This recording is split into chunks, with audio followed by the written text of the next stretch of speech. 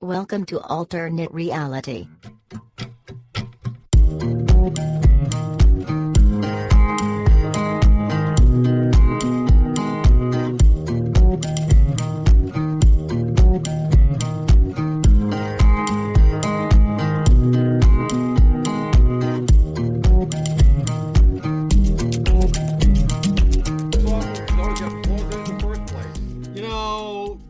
Just disgruntled. That's your problem. You don't like the beverage tax. You don't like the beverage pictures. Tax is gone. Microsoft's People are loading up. Yeah. Jules had a big ad. Tax is gone. Load up on stuff. Yeah, load up on stuff. I saw a video the other day of a guy who drove out to Naperville to get his Coke. Really? You drove out to Naperville to save a penny an ounce? Coke. I'm driving out to Naperville to save me a penny an ounce on my big gulp. You couldn't have waited till yesterday? What a colossal waste of... How much money are you spending driving out to Naperville in order to save a penny an ounce? Maybe he bought other stuff. Oh, I'm sorry. Gas is free. Okay, never mind. Maybe he bought other stuff out there. You know what else is free? This show is free. That's what's free. Hey, folks, Comic Book Man here. Welcome once again to the Alternate Reality. I'm being joined today by my trusty right arm, Bocepheus. Say hi, Bo. Hey, what do you want? How you doing, kids? And today's show is going to be on news. We're going to be doing a news update show today, and we're going to be covering comic, we're going to be covering media, and we're going to be covering wrestling. Shoes for industry, shoes for defense. We're going to be covering the three most important topics in the world as far as we're concerned. Yeah, don't give me that look. We're not going anywhere else. Comics, media, wrestling, period. Nothing else exists. What about cheese? No, not cheese either. Cheese futures. And of course, you know what makes this show go, Bo? Alternate Reality makes this show go. Located at the intersection of 111th and Kedzie in the heart of beautiful downtown Mount Greenwood, Alternate Reality is the only brick-and-mortar store that discounts all new comics 15% off every day for everyone, and that's been since 1994. And all brand new first issues are discounted at 25% off every new Comic Wednesday. So stop on down and save some money. And that's what makes this show go. Solar power? First thing up, we're going to start with comic news. Bo? Yes? Tell me a story about Cebulski. Cebulski. Tell me a story. The new editor-in-chief of Marvel Comics. Yes, Axel Alonso. Now, was he asked to step down? No, was he fired? No, it was a mutual thing, and apparently it was mutual. You might want to leave before we fire you? Well, no. Apparently it was mutual and amicable because there's been 9 times out of 10 when an editor-in-chief is someone's replaced, you hear something. Bleeding Cool has something about it. There's been no chatter about this. The shelf life for an editor-in-chief is 5 to 10 years. Yeah. Alonso's been doing this since 2011. You get to the burnout point and you go, I can do other things. Or I could rest and then find something to come back. Do you remember offhand how long Joe Quesada was in before him? Because Quesada was the editor-in-chief before. Quesada was in for Quesada was in for 5 to 7 years before that point. I thought he was in longer than that. No, actually, I've got. What was it, 2002, 2000? It might have been. Well, he replaced Jemis, didn't he? He replaced Bill Jemis. Yeah.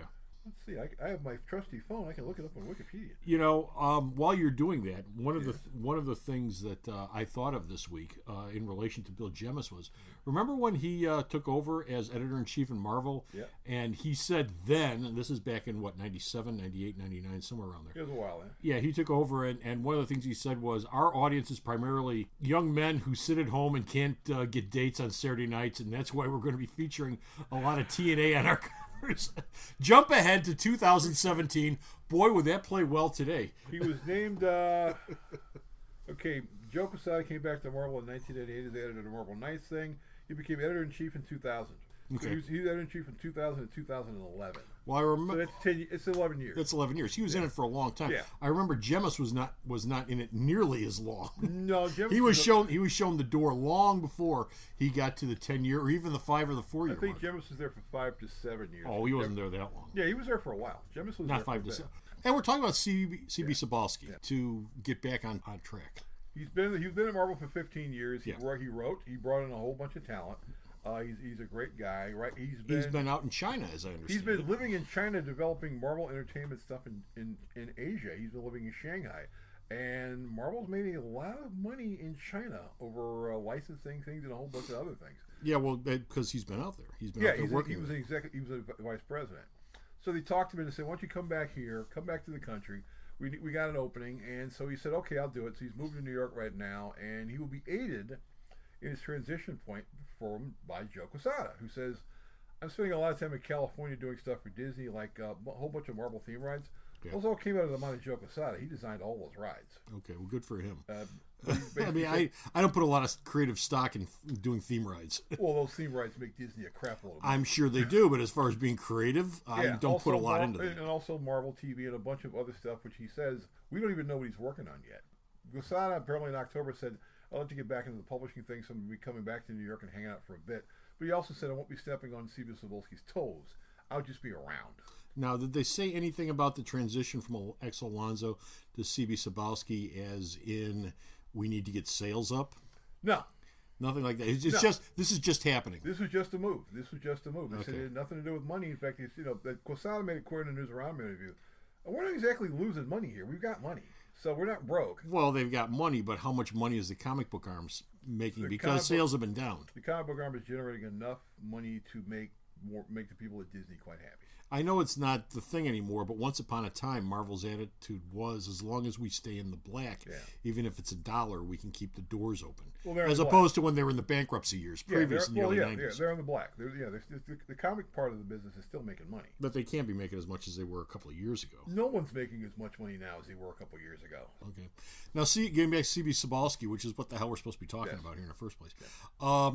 He doesn't take over till January 1st, right? Actually, first of the year, right? I believe it may be first of the year, but I think Cebulski's already I think he's already moved back to New York, so I think he's there.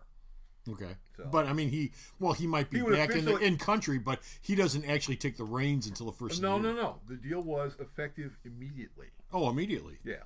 Oh, so he could be in charge right now. He could be in charge right now, and Alonso is still in the offices. He's still doing something. Well, they haven't kicked him out? I mean, isn't that kind of awkward? No. Where you have the old editor-in-chief and the new editor-in-chief together? Who's calling the shots? I would imagine that everything's going through Cebulski, Tom Brevoort, Nick Lowe, who are basically the guys hanging out there, and Quesada, who's been hanging around. Yeah. And Alonso, like I said, apparently it was an amicable move, and it happens. Okay. You know whose contract does begin in December or January 1st? That'd be Brian Michael Bendis. Yeah, that's the weirdest thing you're ever going to hear. His contract begins on January the 1st. Yeah, and it ends December 31st. His last Marvel book will be shipping in July. Okay, well, there's a crossover. There's a massive crossover. He's worked ahead at Marvel. He's got X number of books done, and Marvel's going to send him. Yeah, they finally announced it.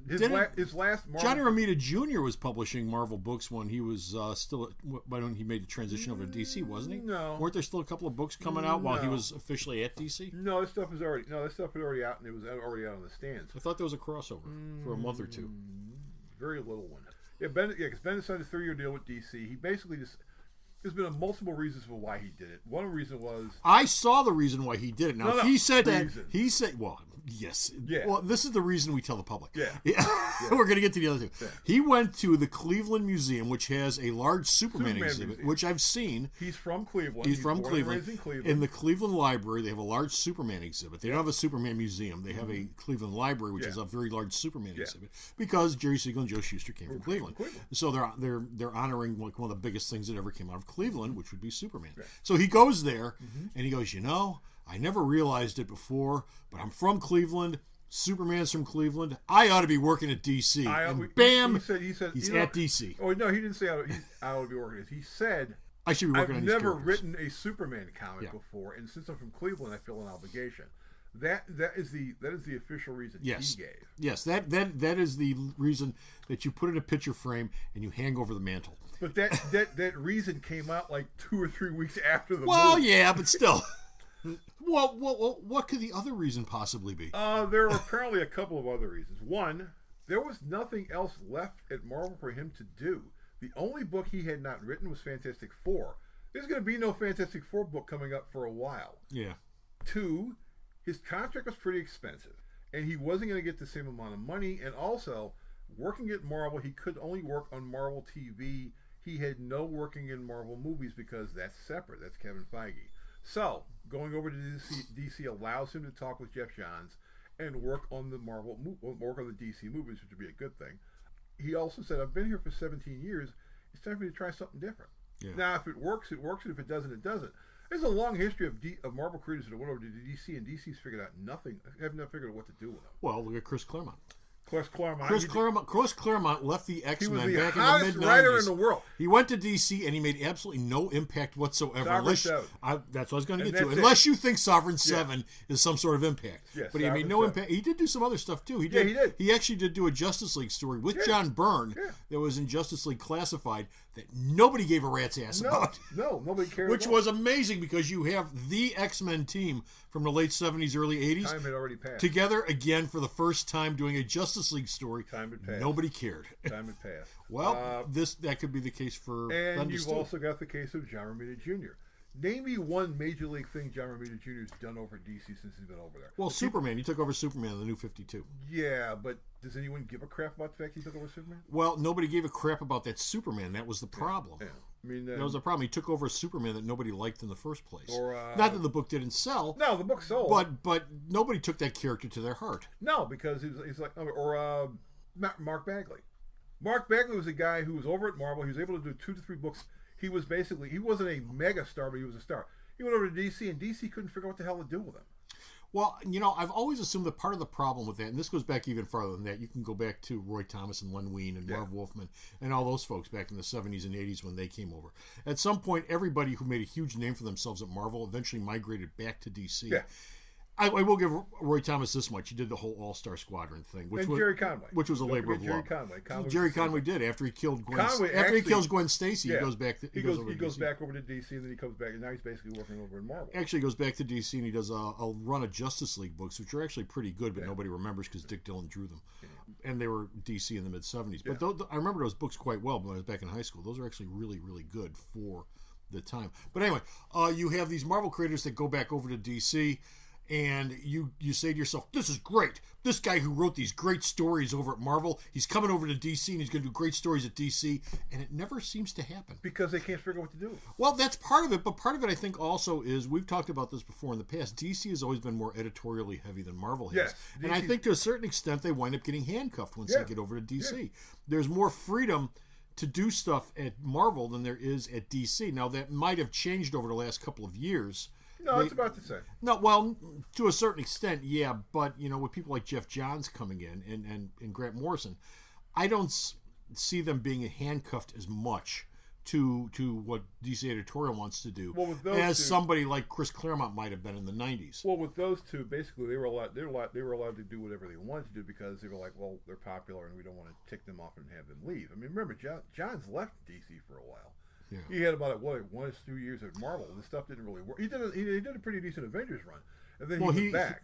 He left the Avengers right when they did Disassembled. Yeah, he was the last writer on the book before Disassembled. The very next issue after John's last issue was Avengers Disassembled Part 1.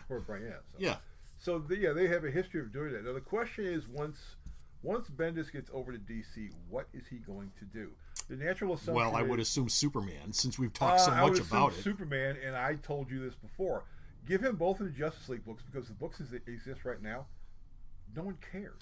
Well, not both Justice League books, but one of the Justice League books. But what he'll probably get is Trinity.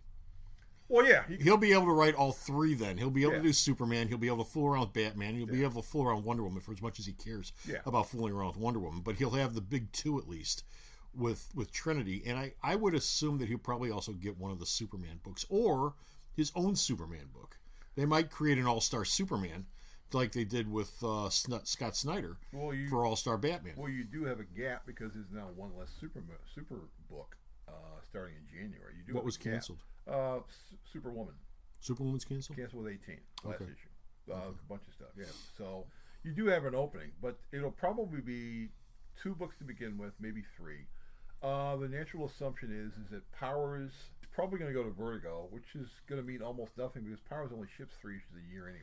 Yeah, at most. Yeah. At most. And the United States of Murder Annual #1, which was solicited from Marvel 3 which is still coming from Marvel. No. It was on the FOC. Marvel canceled it. It was because it was on my FOC 2 weeks ago. Marvel canceled it, and Bendis said they canceled it. They canceled it because this was solicited 3 years ago and it hasn't shipped. Now, Michael Evan Emming is already over at DC working on Cave Carson as a cybernetic eye. Yeah. So, but Yeah, Powers goes over there. Great. They're going to publish 3 issues a year. Who cares? That means Powers will be one of the few books that's been at Image, at Marvel, and at DC. Yeah. It's been at all 3 of them. Got the trifecta. All he's got to do now is move over to Dark Horse and have them publish it. Well, it's a 3-year deal, so I don't know. Also, Age of Heroes. Yes. The Age of Heroes has been delayed. Now, for those of you who don't know, Age of Heroes was the Dark Terrifics. Matter. Well, Dark Matter, but it was the Terrifics. It was Immortal Man. Immortal Man. Damage. Damage. And there's a 4th one in there. I forget what it is. Damage, Immortal Man, Terrifics, and it's a girl, isn't it? It's a female character, isn't it? No, I forget what it is. But yeah, it's 4 of them. If you picked up a copy of previews, it's been the cover of like the last 2 previews. Yeah. Which is great because none of those books are shipping that month. Why? What's the matter? No one. Well, DC's excuse was, we're delaying these books so that retailers can see the PDFs of the full issues. That's ludicrous! The book that was supposed to start all this off was The Immortal Men by James Tynion and Jim Lee. Mm-hmm. December the 6th. Okay. Who's the artist in that book? Jim Lee. Who? Jim Lee. Oh, now is this the Jim Lee that is always late? Guess when that book is now coming out? July 4th. March the 14th. March 14th. 3 months after it's supposed to come out. That was the first book. How do you start a line when you can't get the first book out on time? But it's going to be a great book. And these are supposed to... The deal behind this whole thing is these are the artist-driven books. Yeah. Then why are they late? Because the artists are slow. Jim Lee is the slow one. Yeah. The other people working on the book, Tony Daniel, he's not slow. Well, the problem with something like the Terrifics is as much publicity as you can generate on being snarky about that on its initial release, you're going to lose the later it takes to come out. Well, yeah, I mean, when people first heard about the Terrifics and that, hey, this is the Fantastic Four, there's a certain amount of publicity that you can generate just from that, with DC finally being snarky. The problem with that is, as it goes farther and farther down the schedule, it gets diluted farther and farther, and nobody cares anymore. And the artist on the book is Ivan Rice, who's never missed a deadline. Yeah. So we're waiting for Jim Lee. So we're all waiting for Jim Lee. Which is the stupidest thing I've ever done. Well, it's Jim Lee. It's Jim Lee, the man who redesigns all the Justice League's costumes for the new 52 so he can get in on the ground floor of the cash. Are you telling me on marketing? There were no other artists at DC you could have given this book to? None at all? Well... You could have said, Jim Lee, okay, it's not shipping till the summertime, which would have given him 6 months to draw it. No, he's the first book coming out. You know, for DC being as editorially heavy as they are, that's a really obvious mistake. You don't make that the first book unless you already have a bunch of them in the can already. Well, and then you announce this thing. That is that whole thing, that's the blame of someone who no longer works at DC. Who's that? Eddie Berganza. Oh, what happened to him? Now, what happened to him? There was something in the news about him. He got fired for... Fired? First he was suspended. Yeah. 2 weeks later he was fired. Now, sexual misconduct. Now, did that have anything to do with being on the cover of the New York Times? No, it was the Daily News. Or New York Daily News? He was on the cover of the New York Daily News with Harvey Weinstein and Kevin Spacey and a bunch of other people. They did a Hollywood Squares cover of people looked at all the sexual predators out there. And went, who's this? Yeah, exactly. Well, no, because his name and his title was written on it, along with everyone else's in those squares on the front page. Yeah, look at it. He's the what? Well, exactly. Eddie Berganza of DC Comics. Who the hell is this? He's the group editor? He's the guy who basically all this stuff runs through? He was 2 over and 1 down from Harvey Weinstein. That's a good spot to be in. I'll have Eddie to block. Berganza's issues with women and female creators and staffers, that's actually an old thing. But the problem is, due to the Weinstein effect, all these stories came back up. Yeah. And so he got caught in the crossfire, and they're going, but he makes sure our books ship on time. Yeah, and then people at Warner's he's got to go. When I saw that cover on a Saturday for the Sunday paper, I knew he was going to be fired on Monday, because you have execs above at Warner's who are going to look at that and go, fire this guy. Yeah, because I think he was suspended like that Wednesday or Thursday. I'm sure the memo went down to Dan DiDio like that morning and said, tell this guy's got till noon to clean. You don't need a memo. They're in the DC. They're in the Warner's offices. Someone walks out and goes, Dan, get him the hell out of here. Warner's offices are still in New York. They're out in California, aren't they? No, DC moved out to California. And that's where the Warner's offices are. I thought they were out in New York still. No. Oh. They're on the lot. Okay. A couple more comic book stories before we move on. Cancellation Cavalcade. Who's been canceled? You already mentioned Superwoman. Superwoman's been canceled with 18. Cyborg's been canceled because apparently he's going to be the leader of the Justice League. Oh, Christ. Why is he the leader of the Justice League? Ask Christopher Priest. What is he? Is Chris Priest writing a Justice League book? Christopher Priest is taking over the Justice League book. And he's going to put Cyborg in charge. He's going to be Cyborg in charge. Okay, that makes zero sense at all. He was never even in charge of the Teen Titans. Why would he be in charge of the Justice League? And the Cyborg movie, because I was looking at this up at work yesterday, the Cyborg movie doesn't come out till like 2019, 2020. The Cyborg movie has about as much chance of happening at this moment in time as a movie about Comic Book Man does. Yeah, that's true. Okay, that is all up in the air right now, thanks to Justice League's numbers. And Blue Beetle. And Blue Beetle, which makes all the sense in the world because Blue Beetle is one of those books that they put out there, like Booster Gold. Yeah. They put it out there to cancel it. Hey, Dan Jurgens is writing and drawing a new Booster Gold book, dude. Which will last 15 to 20 issues tops. You being generous. I don't think it's going to last 6 months. No, on the Marvel side, they canceled Royals number 12, and Secret Warriors apparently is going to end with 12 as well. Big surprise. So that nobody bought that damn thing. Well, so basically you'll have, and you're doing an Inhumans Justice Judgment Day one-shot, which is going to wrap all the storylines up. So there'll be no mainstream Inhumans book out on the racks after that, except for Black Bolt. Okay, that's it for comic book news. Stick around. We'll be back in a moment with wrestling right after this.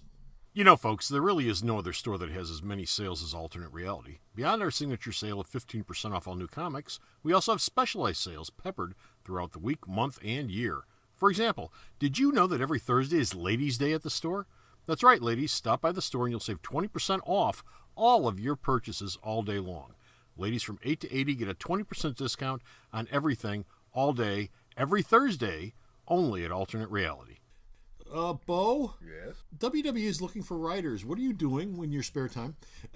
Since I have no interest in moving to Connecticut and being annoyed by Vince McMahon, I'm not taking that Wait a minute. Don't you want to be called up at 4 o'clock in the morning and, No. And thrash out plot points with him? Because as people have found out over the years, Vince doesn't sleep much.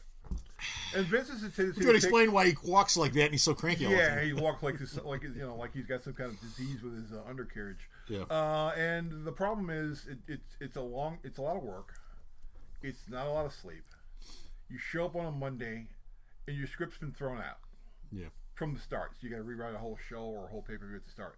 The whole month thing with the it's well, you know what the trick behind that is? Yeah, not sleeping. No, you write 2 shows.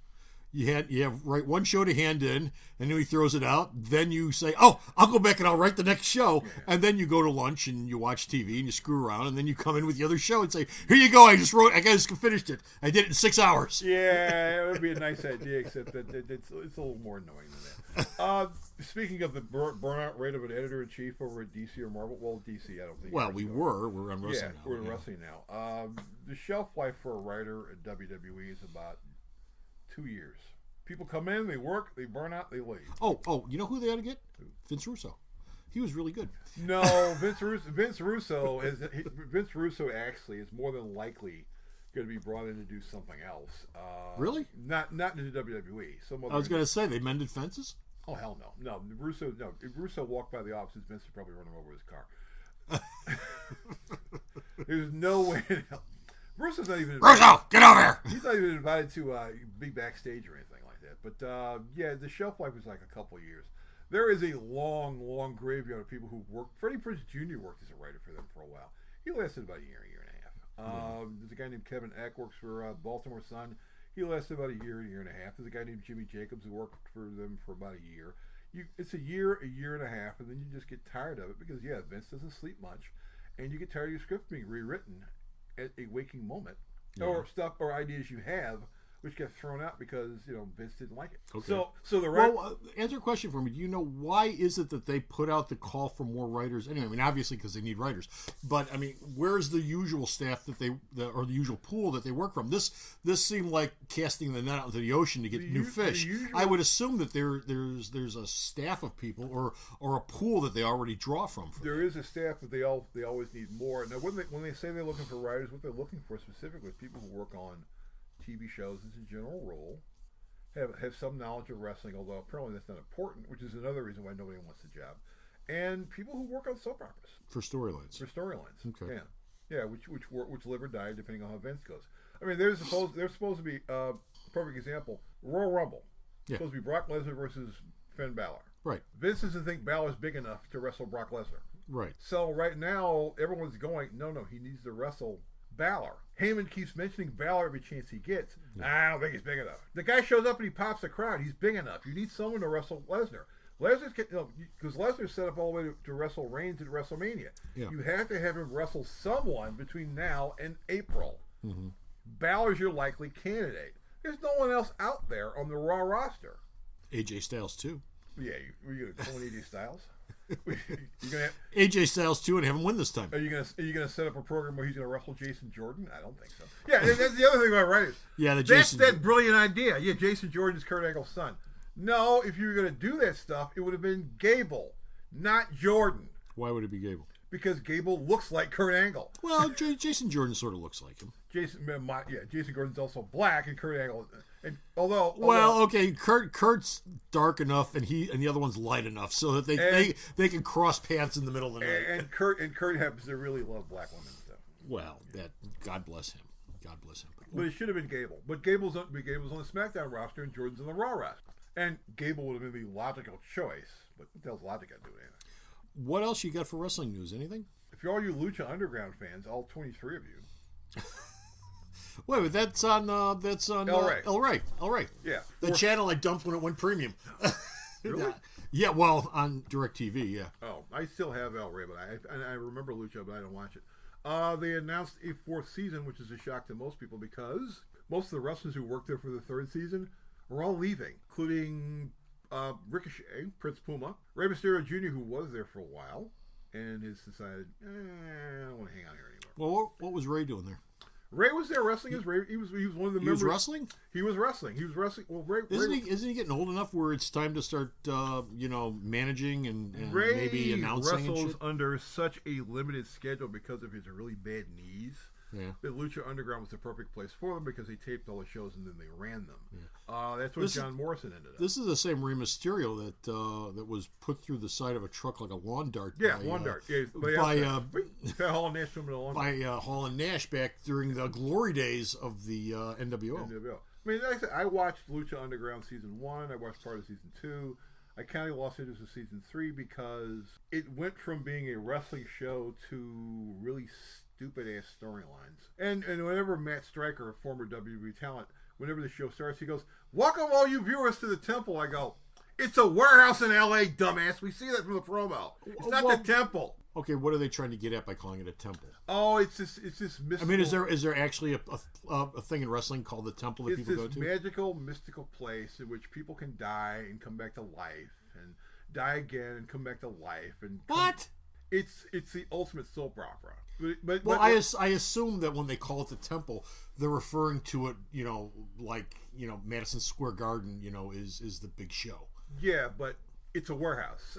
Well, I understand that. And when you're watching the show, I would assume that would be part quite clearly a warehouse. And I would assume that would be part of the joke. Yeah. Okay, you're in the temple. We're in a warehouse. That's the joke. Yeah. You've got this evil promoter, Dario Cueto, who apparently at the end of season 3 was murdered. So I don't know if he's... Well, I'm sorry to hear that. So somehow, apparently he's supposed to come back to life. Okay, so wait a minute. They're actually killing people on the show and then bringing them back to life? People are dying and being resurrected all the time. Really? Yes. Okay. Now, how are they dying? They're either killed in the ring or they're covered with blood. I mean, is this the type of thing where somebody gets in the ring? Someone shoots them. Shoots them in the ring. Well, backstage. No, so they've got this big backstage area. I think Cueto got... You had a point where Dario Cueto... I mean, are we cutting heads off or anything in the middle of the ring? No. I mean, are there really some first-class prosthetics going on here that I'm missing out on? You had like one thing... Because I'm assuming there were no actual homicides happening. Oh, they weren't on camera. I mean, you had one thing where Cueto had a brother who was apparently a monster who he kept in a cage in his office. Or he had a character named Mil Muertes. That is not that far from the Broken Hardys. Well, that is not that far from that. Speaking of Broken Hardys, yes, it's over. It's over. Matt can be broken. Yay! Anthem said, "Screw it. You own it. It's yours." And so, if you saw Raw, yes. Matt's about to go off the deep end, huh? Matt's going off the deep end. He's bringing in Senor Benjamin. He's bringing in Reby Sky. He's bringing in his kid. He's probably bringing in this robot. He's about to be broken. And you know what will happen with this? What? They'll screw it up just like DC screws up somebody like Brian Bendis coming over. Well, I would imagine. No, I think with the broken thing, this is all Matt. There's going to be no interference from anybody else. Oh, Vince isn't going to be able to come in and change any of the storylines? Vince, who changes everything on his show? We don't know if Vince likes it, but one of the main reasons they wanted Matt Hardy to come in was because of the broken gimmick. Oh yeah, but that doesn't mean Vince can't make it better, quote unquote. Apparently Triple H is going to be running interference. So, because he said, I really like this gimmick. And it's a really interesting gimmick. Well, I can see Triple H running interference, but, I don't know how long he can protect him. I would imagine that the gimmick would probably last as long as it took for Jeff to heal up. Well, when it was at Anthem, how long did it run? A year. If not and they ran that for a year? They ran it for a bit. Okay. And this is it. So, you talk about what's going to happen to Matt Hardy when he's done wrestling? He's going to be a writer. He's a pretty creative guy. He's going to end up on the writing staff. So for all your fans out there, delete! So for those of you who are worried about Matt Hardy, things are about to get really good. He's broken. Let him be broke. Let him be broke. He's severely broken. Expect the t-shirts coming out very soon. Well, there's that too, the marketing. Yeah, they're going to make a lot of money. They're going to market the hell out of it. Because TNA didn't know what the hell to do with marketing. TNA had a marketing department, but nobody cared. Well, if Vince has one thing nailed down tight, it's marketing. And if you don't think Hardy doesn't have a whole bunch of ideas already made up for shirts, there are a bunch of shirts coming. The Hardy shirts sell well as it is. The broken shirts are going to sell even more. Okay. Because fans, every time he shows up, they look at him and they go, "We'd like to see Broken Man. We want to see Broken Man." Well, they've been talking about that since he first showed up. Yeah, and he's doing the hand gestures and the thing, and the fans are like, "Can he do it? Can he do it? Is he going to do it? Can he do it?" And he alluded to it several times in his first month or two. Because Anthem are going, "We are on the right copyright." And he went, "No, you don't. I remember. I came up with all this on my own. You didn't help me. I remember he would come out and he would drop words like "broken." Yes. He would use, and no context to that, but he would go out of his way to mention the word and put a lot of emphasis on it. Or he would change his voice. Yeah. Yeah, he said he would do the hand gesture, and he would, and the fans would be chanting. He'd go, "Well, I can't say it, but the audience can say it." Maybe the audience has something they'd like to say. Yeah, maybe the audience says, "Ooh, okay." So yeah, Broken Man Hardy. Anything else with wrestling? Jeff Jarrett's still in rehab. Jeff Jarrett's still in rehab. Still good for him. Any word on how he's doing? Still too soon. I guess he's doing pretty good. Apparently, Kurt Angle's ex-wife Karen Jarrett called the WWE and said, he really needs help because he was going to arenas stone drunk and falling all over himself in the ring and acting like a total twit. So. Well, our best wishes go out to Jeff Jarrett. I hope that he is able to get his act together and cleaned up, same way other wrestlers have in the past. Yes. The one good thing you'd say about Vince is he takes responsibility for you medically, unless you really go out of your way to burn your bridges. Unless you really screw yourself up. Yeah, unless you really screw him and yourself up over it. But he's always taken responsibility, it seems, for people's medical care. Yeah. But the flip side of that is, doesn't seem to be a lot of success stories out of any. I mean, he sends a lot of people through, but it seems it must be a fairly generic program. No. Because it doesn't seem to work with a lot of people. Because they keep falling off the... Well, certain people, like Sonny... Yeah. Can't be helped. They keep sending her, and it takes for a while, and then she goes off and she goes on the deep end. But for other people like Mike Kanellis, Mike Kanellis just started working for the WWE. They're helping him work through his alcohol issues. Well, Jake the Snake, Scott Hall, I mean, those people went through it like a revolving door. It didn't do them any damn good at all. Well, and Sonny, apparently. Scott Hall got into trouble whenever he left the country and went out in certain shows. He would tend to go back to it. Scott Hall's always had an addictive personality. Jake the Snake is not rehabbed at all. I mean, he's not relapsed at all. Jake is perfectly fine. Well, no, but both of them have gone through DDP's program. Well, basically, we're living with him. Well, that's part of the program. Right. You're going to live in my house, and I'm going to make sure you don't do anything dumb. Yeah. And so, a lot of guys have been dragged in. But Sean Waltman, Vince kept him clean. Yeah. He's a guy who has some severe problems. Some cases it works, some cases it doesn't. Okay. But, they're all welcome. Okay. That's it for wrestling. We'll be right back after this with movie and media news. We will? I think so. Yeah.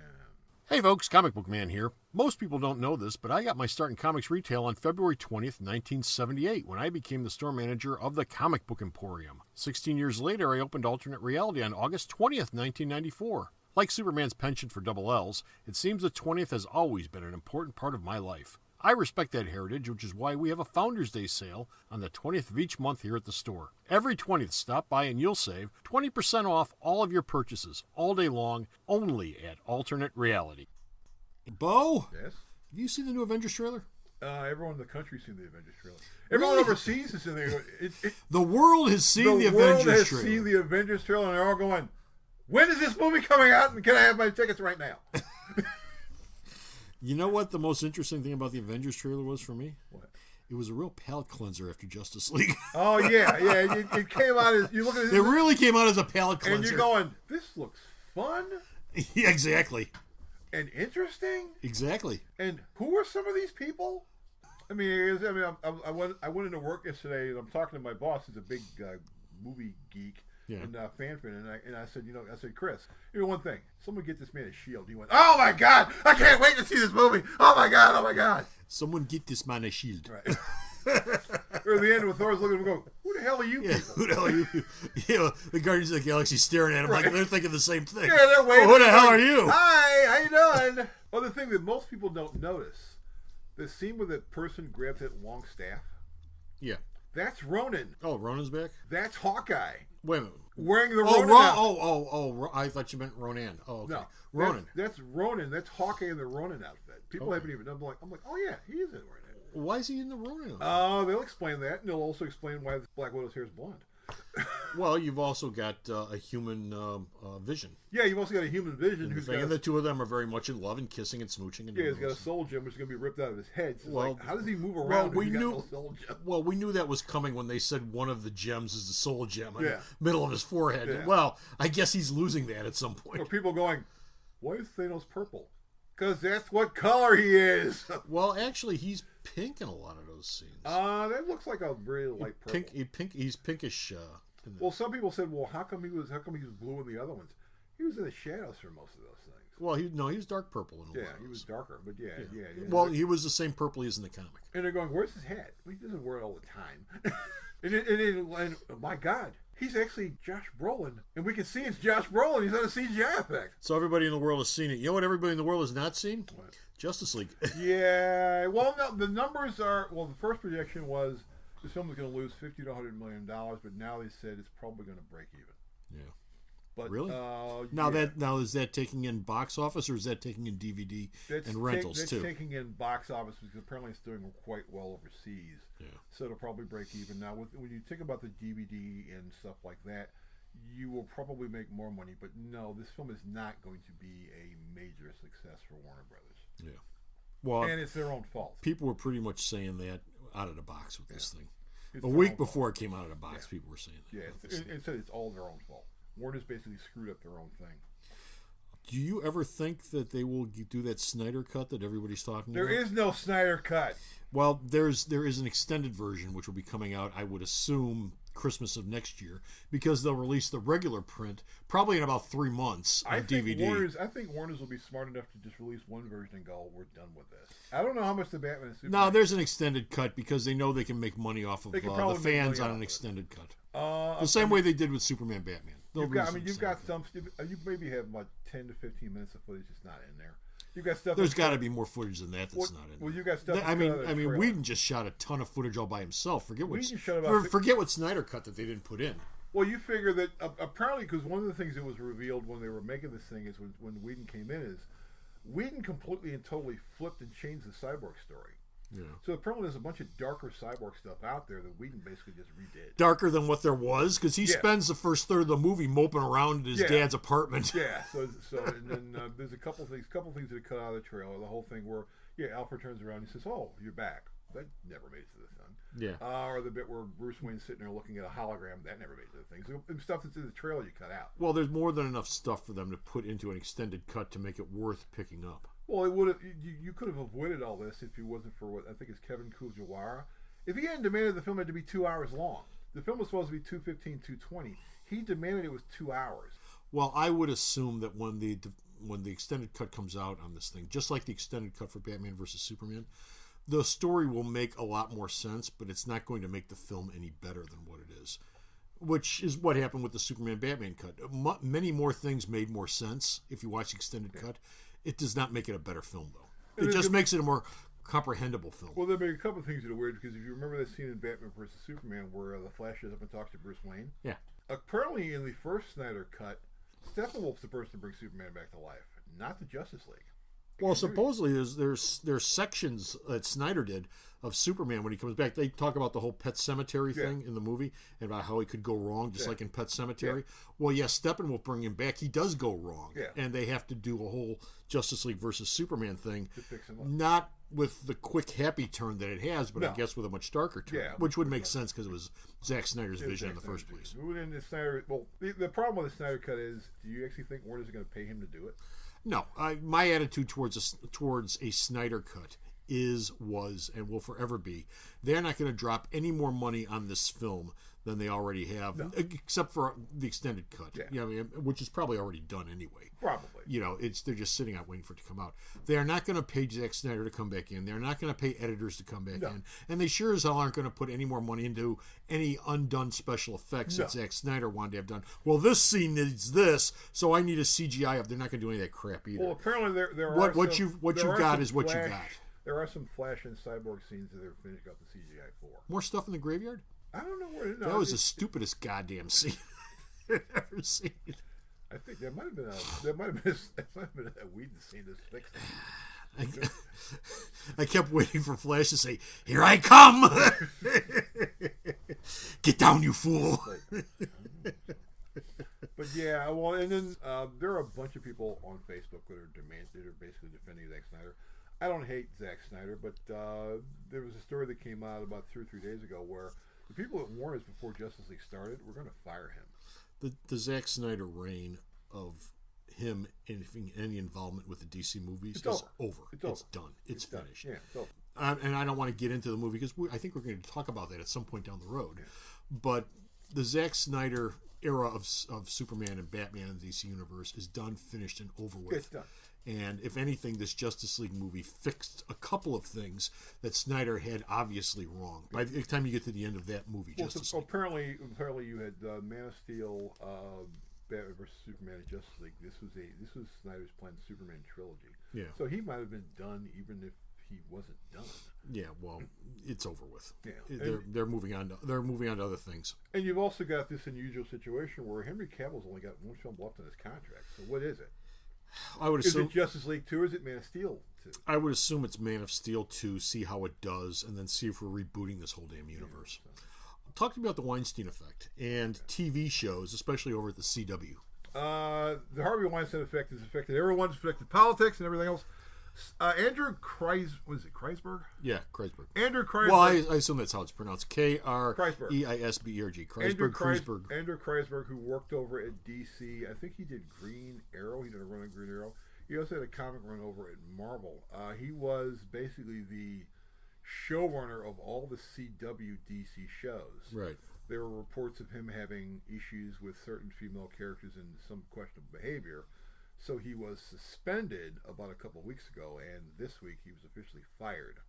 And so Greg Berlanti, whose job is to manage, create, and control all the shows, is going to have to step in and be the official showrunner. So Berlanti's who's already spread thin to begin with, because you got 4 shows, Black Lightning's coming, that's 5, and he's got a couple more things he's got planned. He's going to be spread pretty thin until they find a new showrunner. Well, Kreisberg, he also wrote some episodes too. I remember his name showing up on the credits. He wrote more than a few episodes. Yeah, he wrote a couple episodes too. So especially on Arrow, I think. Especially on Arrow. So you're assuming that they will have to bring in a couple more people to work on scripts, unless Jeff Johns really wants to do a lot of TV writing. Well, has he been shown the door officially over at the CW, or is he just fired. Suspended? No, he got fired. He got fired like 2 days ago. He was suspended for about a week, and then this week they officially fired him. Okay, so he's gone. He's gone. Okay. Finally, moving on to our final selection, The Punisher. Yes. The Punisher over on Netflix. Yes. Apparently, it's done well. It's done quite well.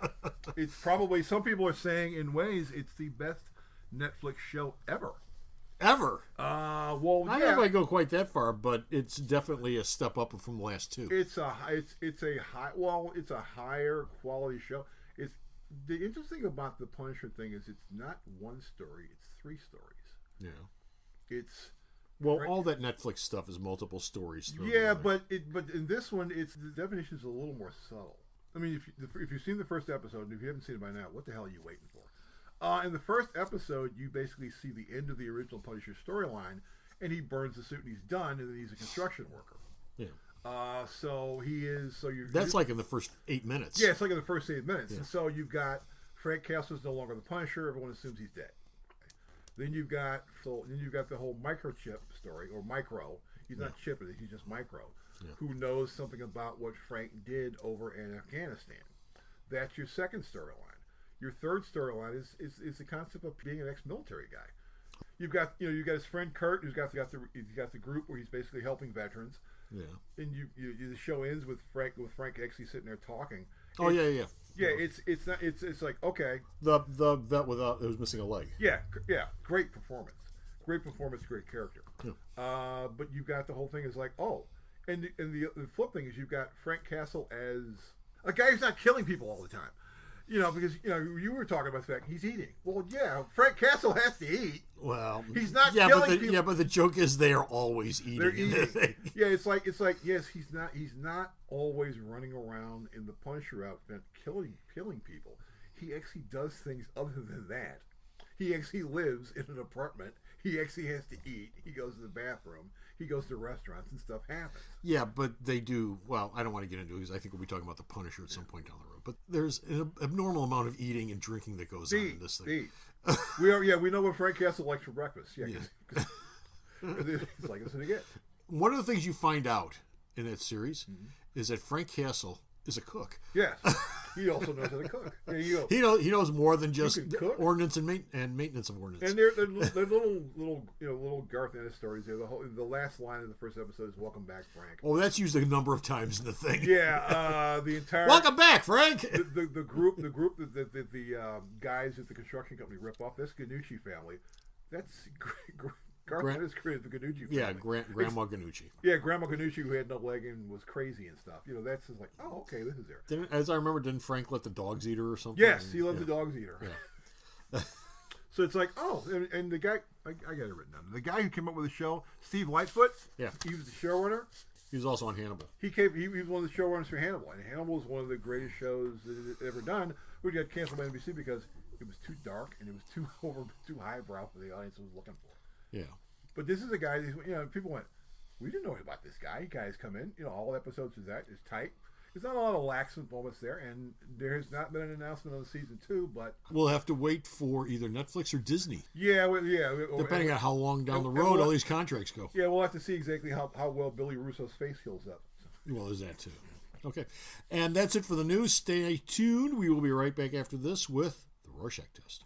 Every Sunday is super at Alternate Reality with our Super Sunday Sale. Each Sunday we pick a different character, family, or publisher, and we discount all of their comics and trade paperbacks 25% off all day long. What we pick for the sale is different each week, but each Sunday you'll save 25% off. And that's all day long, all day Sunday, only at Alternate Reality. Bo? Yes? It's time for your Rorschach Test. Can I drink my tea? Are you ready? I'm drinking my tea. You're still drinking your tea. My God, how long does it take you to drink tea?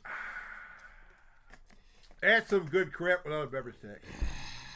I'm going to give you a word, and I want you to say the first thing that comes into your mind when I give you this word. Dynamite Comics. Dynamite Comics is, what are they, number 4? Number 5? Depends on what way the wind's blowing. Dynamite sometimes they're number 6. Dynamite actually holds their standard in comics that I'm interested in. I buy Dynamite stuff. I don't buy as much Dynamite stuff as I used to. I buy all the James Bond stuff. Well, then you're familiar with Dynamite Comics. What's the first thing that comes to your mind? I'm not asking you for the history of Dynamite Comics. Licensing. That's the first thing that comes to mind. That's the only thing they do. They don't do any original stuff. Actually, they do a couple of original things. I think they've got that Skin and Teeth or Skin Deep thing they're doing right now. Okay. And they're actually, it's not a lot.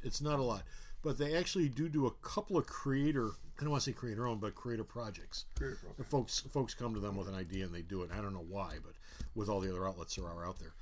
But yeah, the preponderance of what they do is licensed material. Yeah, I mean, they released a John Wick comic this week. I'm like, I never would have thought of John Wick having a comic, but okay. Well, they probably got the licensing cheap on it. They got the they always buy licensing. They're doing a Betty Boop comic. They're doing a whole bunch of other stuff. It's the number 4 or 5 publisher out there. I would, if you walked into the store, I would pick up a Dynamite book before I pick up an IDW book. Well, here's the way. last time I looked at the shipping numbers, the way it breaks down is still Marvel, DC, Image, Dark Horse / IDW for fourth. Dark Horse doesn't do nearly as many titles, but the titles they do sell more than IDWs do. Dynamite is always either fifth or sixth in that list. Almost always. They always do multiple covers with their books, which is fine. I don't have a big problem with that. All their covers are always orderable, in whatever quantities I want, except for the handful of 1 in 10s, 1 in 20s, 1 in 30s that they do. But I mean, they'll do 4 covers on a book, and I can order as many as I want for each one. So it's not like I have all these Marvel thresholds to jump over. But at the same time, the thing I've noticed over the last year is that the art has gotten crappier over there, especially longer than that, 2 years. The art has gotten crappier. It looks like they got rid of their art designer or whoever their art director is. It looks like they gotten rid of him and put an intern in their place. Now, I'm not sure if that's true or not, but that's what it looks like. They don't seem to get as many covers in from folks like Joe Jusko or Alex Ross as they did once upon a time. I would imagine you're not getting Alex Ross because Alex Ross is doing a lot more Marvel covers. Joe Jusko's output on covers has dropped down a lot because he's getting older. Yeah. What they do have is they get a lot of John Cassaday covers. For instance, they're doing fewer covers on some books too. Like Doc Savage, in the runs they've had in the past, which has never been a big seller, even down in Dynamite's numbers, it hasn't been a big seller. But there's some of us that have a soft spot in our heart for Doc. They always would do 4 covers with Doc, and this last series they did, I think, just has 1 cover, or they do 2 covers. Some of those James Bonds, those only got 1 cover.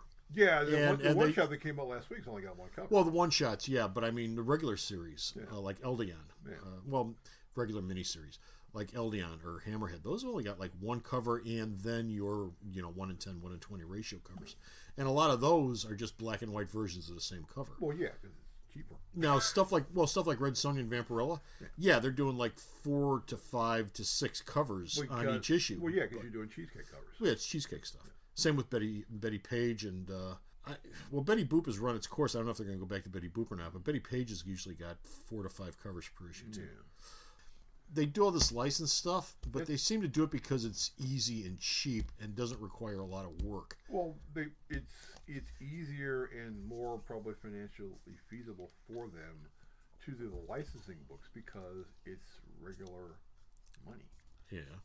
And there's something to be said when you're in a comic company of regular money. Well, there are folks out there who will buy Doc Savage, whatever they're going to do, because they buy Doc Savage. They'll only do 1 book a year.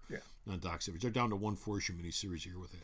Shadow, on the other hand, Shadow usually they wind up doing 4 to 6 to 8 to 10 issue miniseries on the Shadow, and they keep those rotating. Yeah, one ends, the next one starts usually within a month or 2. They've taken another run at the Green Hornet just recently with Green Hornet and the Spirit crossover, which they're trying to get that Batman 66 vibe out of, which I don't think it's working very well, but that's what they're trying with. And the big problem with it is I think they have problems attracting decent creators on the books, especially artists, not so much writers, but especially artists. Yeah, writers, they tend to, they got Andy Diggle to do Bond stuff. They bring in Warren Ellis to do Bond stuff. The Bond books seem to attract the larger name writers. The non-Bond books don't. Well, the trick with the Bond books is they've never been done before. Right. Doc Savage has been done a lot. Shadow's been done a lot. Even the Spirit has been done a lot. James Bond was one of those properties that was out there forever. Yeah.